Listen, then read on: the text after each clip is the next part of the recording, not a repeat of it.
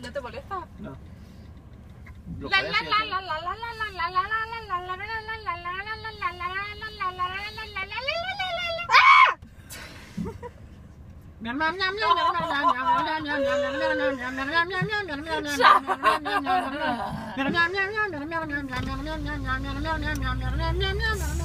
¿Que te estás tirando un pedo, Lian? No, era para que te escuchara.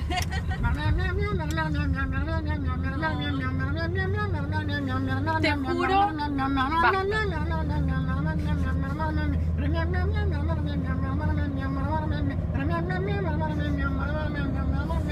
Hey guys, this is going on YouTube.